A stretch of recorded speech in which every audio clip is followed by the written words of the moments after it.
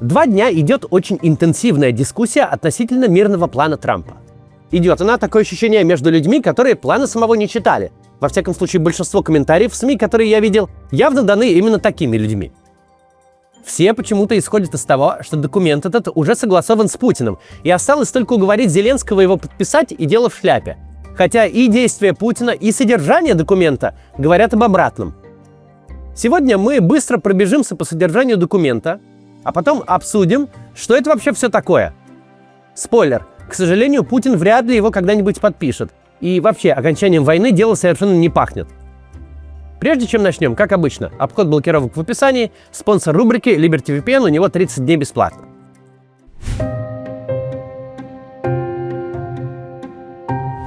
Я сейчас для начала быстро пробегусь по всем 28 пунктам плана и переведу их на русский язык. Единственное, надо сказать, что план сам американцами не публиковался, но многие СМИ, известные в том числе, их опубликовали, эти пункты, поэтому можно их обсуждать. Так вот, содержание плана прям совсем противоречит тому, что обсуждают. Давайте заглянем в него. Быстро очень пересказываю. В первом пункте подтверждается суверенитет Украины. Напомню, документ предлагается подписать Путину, который язык сточил 3,5 года, рассказывая, что Украину придумал Ленин, и вообще она не настоящее государство и все прочее. Во втором пункте написано, что после заключения соглашения о ненападении все противоречия предыдущих 30 лет будут считаться разрешенными. В третьем написано, что ожидается, что Россия не будет нападать на соседние европейские страны. Также говорится о нерасширении НАТО. В четвертом говорят, что будет проведен диалог между Россией и НАТО о деэскалации и будущем экономическом развитии. В пятом пункте, что Украина получит гарантии безопасности.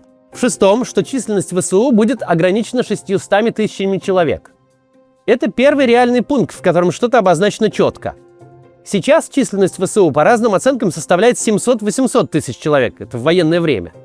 Понятно, что при таком подписании фактически не изменится вообще ничего. 1/8 часть армии как-то переназовут, в силы поддержки, например. На начало 2022 года штатная численность ВСУ была 205 тысяч человек. По факту в этом пункте написано, что у Украины будет армия любого желаемого размера вплоть до текущего. В седьмом пункте пишут, что Украина не будет вступать в НАТО, куда, впрочем, принимать ее и так никто не собирается. О чем будет записано в Украинскую конституцию и устав НАТО. Если вдруг соберутся ее туда принять, всегда можно переписать. В восьмом пункте НАТО соглашается не размещать войска в Украине. Опять же, что делать и так никто не собирался. В девятом говорится, что европейские самолеты будут размещены в Польше. Как будто для этого требуется какое-то разрешение. В 10-м говорится, что США дают Украине гарантии безопасности в обмен на компенсацию. Гарантии, значит, которые отменят, если Украина стрельнет ракетой по Москве или Петербургу, или если вторгнется в Россию. Дроном стрелять можно, судя по тому, что тут написано. Только ракетой нельзя, и только именно по Москве и Петербургу. Если же Россия снова нападет на Украину, все бонусы этого соглашения, включая признание за Россией новых территорий, будут аннулированы. В 11-м пункте пишут, что Украине можно вступать в ЕС. В 12-м расписаны масштабные меры по восстановлению Украины. Там прям очень масштабно, не пересказываю, но очень вовлеченные стороны, прям много мер. В 13-м сказано, что о снятии с России санкций поговорят когда-нибудь потом, когда время придет. При этом США готовы совместно с Россией редкоземельные металлы добывать и в Арктике тоже посотрудничать могут. А еще позовут ее обратно в G8. О том, что примут, не говорится. Позовут. В 14-м пункте написано, что 100 миллиардов российских денег заберут и будут на них восстанавливать Украину под руководством США.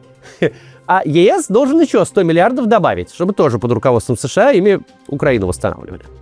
Если что-то из денег России останется, там, видимо, что останется, их каким-то очень хитрым образом тоже заберут в совместный с США инвестиционный фонд.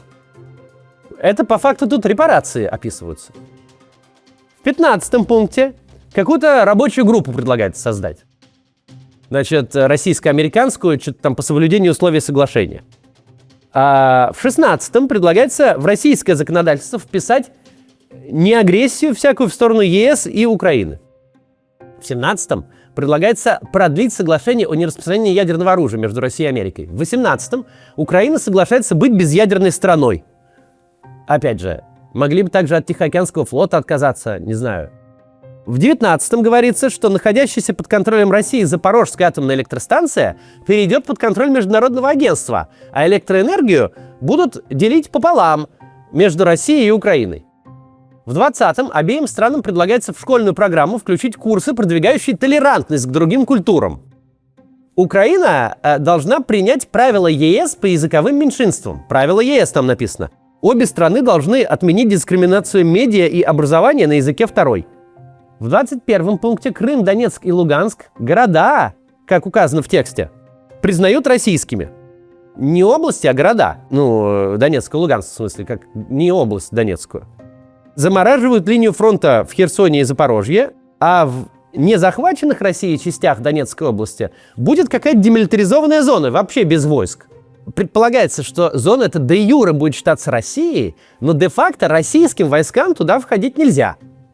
В 22-м пункте предлагается силой это дело больше не менять. В 23-м Россия обязуется не мешать торговому движению украинских судов по Днепру, и все соглашаются, чтобы зерно плавало по Черному морю. В 24-м предлагается создать гуманитарный комитет и менять всех на всех, объединять семьи и так далее. Очень хороший пункт. В 25-м говорится, что в Украине пройдут выборы в течение 100 дней. В 26-м предлагается объявить полную амнистию и в будущем друг на друга никуда не жаловаться. В 27-м говорится, что наблюдать за соблюдением соглашения будет Комитет мира во главе с Трампом. И в 28-м, в последнем, что когда все это подпишут, немедленное будет прекращение огня. Такой вот предложен документ.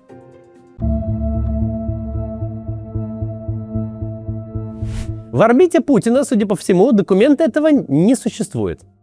Путин действует отдельно от этого документа, помимо него, и будто его никогда не видел.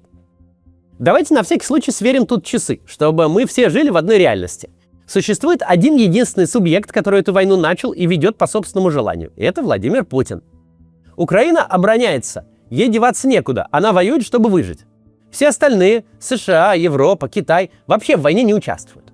Они могут быть посредниками в переговорах, но публикуемые ими планы, пожелания, уточнения, проекты – все это имеет ценность не большую, чем пост в анонимном телеграм-канале.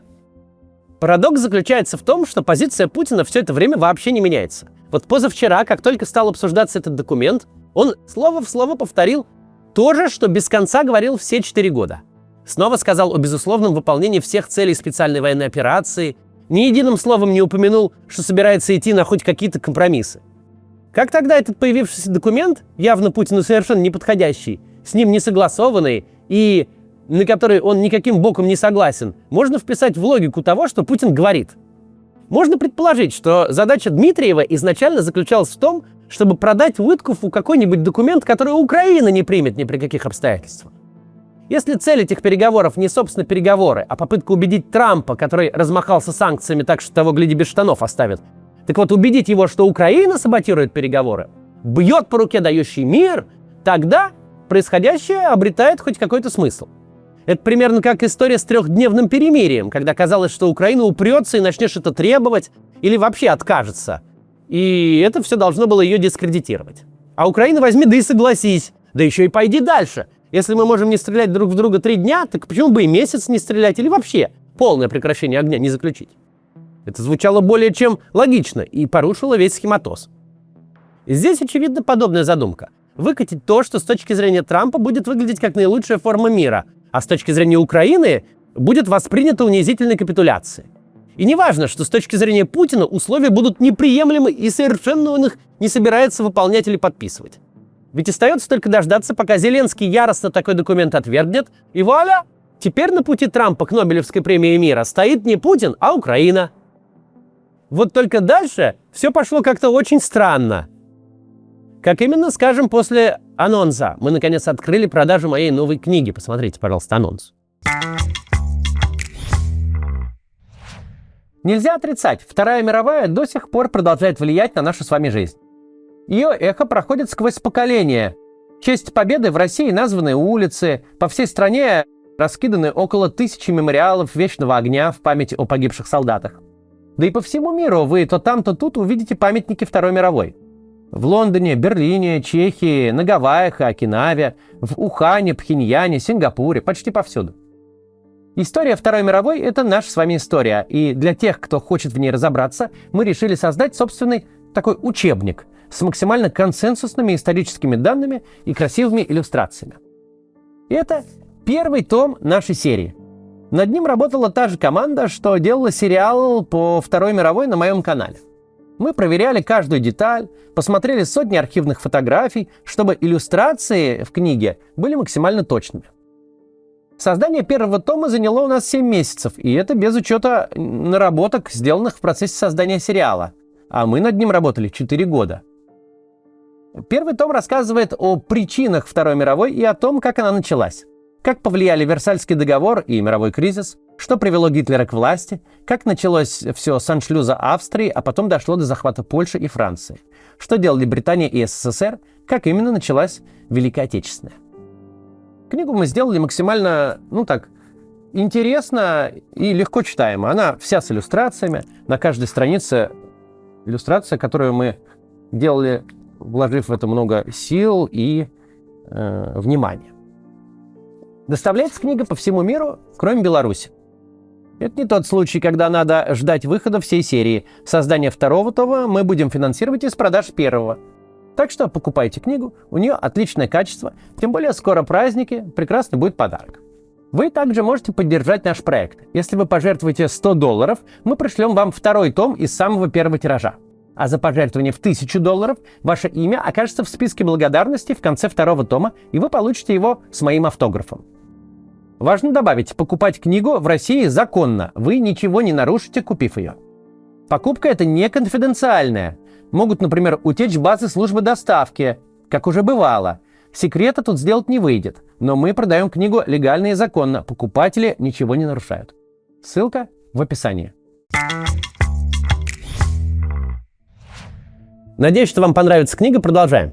Так вот, как только план из утечек превратился в документ, как только слухи стали обретать форму, не дождавшись, пока украинская сторона хоть как-то отреагирует, Путин выскакивает в прямой эфир и немедленно дезавуирует все, что в плане написано, в этом плане Трампа.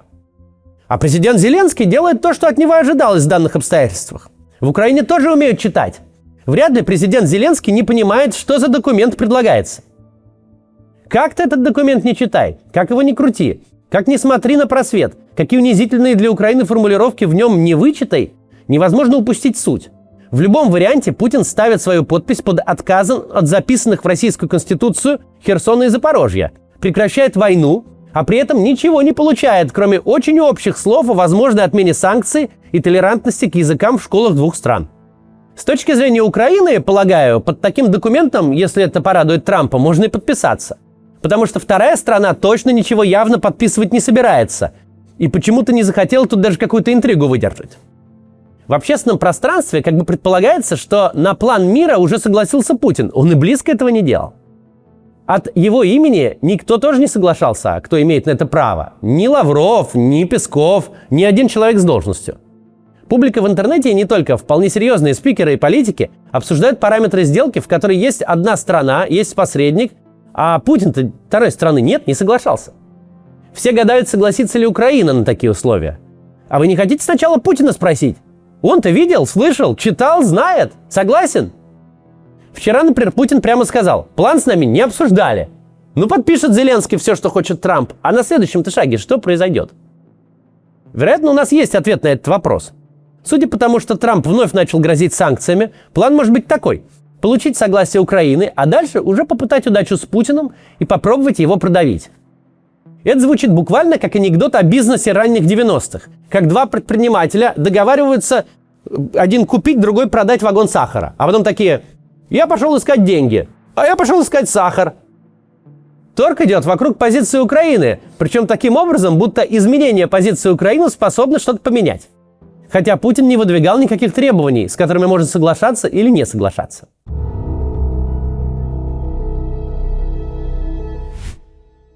Собственно, отделить настоящую новость о переговорах от не очень настоящей не шибко сложно.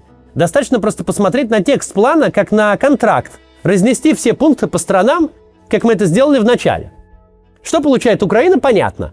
Украина получает де-факто заморозку войны, после чего спокойно отстраивается и приходит в себя, ожидая, пока Путин кончится тем или иным образом, и с кем-то другим можно будет договориться всерьез. А что получает посредник в лице Трампа, тоже понятно.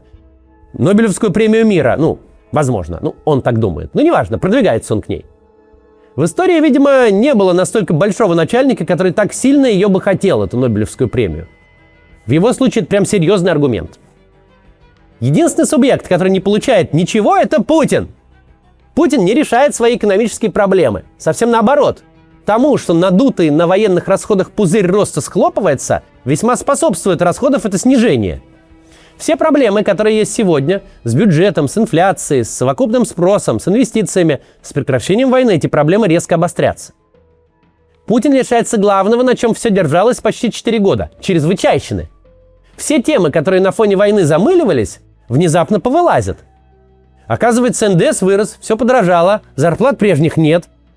Когда пропадает магистральная тема, когда военная накачка спадает, люди обычно оглядываются на минувшее время и ощущают, что их тут под лавочку войны очень неприятно поимели, сразу с многих сторон. И им это вообще не нравится обычно. Путину никакое прекращение огня не нужно. Для него это вообще не достижение. Для него это единственный предмет торга. Ему больше предложить за этим столом нечего, кроме как остановку войны. За эту остановку он должен что-то существенное получить, что поможет ему справиться с проблемами, которые эта остановка сулит. Проблемы ему это дело сулит, опять же, немалые. С фронта вернется миллион злых бывших солдат с боевым опытом, без привычной зарплаты, а главное, без понимания, зачем все это было. Недовольство элит, экономические сложности. Необходимость объяснить гражданам как-то всю эту историю, да еще на фоне выборов в Госдуму. Так что предлагается Путину взамен на прекращение войны? А ничего! Ни слова про возвращение к покупке у него нефти, например. Даже снятие санкций – это вопрос, который предлагается обсудить когда-нибудь потом. Не предлагается ни денег в том или ином виде, за исключением добывать что-то вместе в Арктике, ни возможности представить это все как победу, если таковой не считать приглашение обратно в G8. 100 миллионов российских долларов вообще предлагается фактически на репарации Украине отправить, которые будут идти там под руководством США. Единственный пункт, по которому Путин в теории может что-то от этого соглашения получить, сформулирован максимально мутно и явно намеренно это сделано. Незахваченные еще территории Донецкой области объявляются некой демилитаризованной зоной, которые, в отличие от всего остального, почему-то признаются территорией России де-юре. Но де-факто входить туда российской армии нельзя. Что это такое? Даже в невероятном случае подписания такого документа совершенно понятно, что никакой Славянск с Краматорском Путину никто не отдаст. Обе стороны будут говорить, что обеспечат демилитаризацию зоны с помощью своих совершенно нейтральных, находящихся на ней войск. И активно будут ругаться на вторую сторону, которая будет требовать эти войска вывести. Поверить в существование никем не охраняемой демилитаризованной зоны, где живут украинцы, куда российские силы не могут войти, а при этом править там будет Россия, не сможет даже самый наивный в мире человек. Короче говоря, мы с вами смотрим на документ, по которому Украина получает прекращение войны, репарации, инвестиции, под обещание в НАТО не вступать, а в НАТО ее никто и брать не собирается. Путин получает де-факто контроль над территориями, которые он и так де-факто контролирует, получает миллион злых мужиков дома, получает обещание подумать над снятием санкций когда-нибудь и приглашение вернуться в G8. Документ очень любопытный. Чего вдруг его все капитуляции Украины называют, непонятно. А вот насколько Путина поставили в известность, что он со всем этим согласен, что мечтает войну любой ценой закончить, что не получает от нее каждый день удовольствия, а мечтает разгребать потом проблемы, вот это вопрос отдельный. К сожалению, к завершению войны все это нас никак не приближает, потому что Путин ничего этого подписывать, конечно, не будет. До завтра.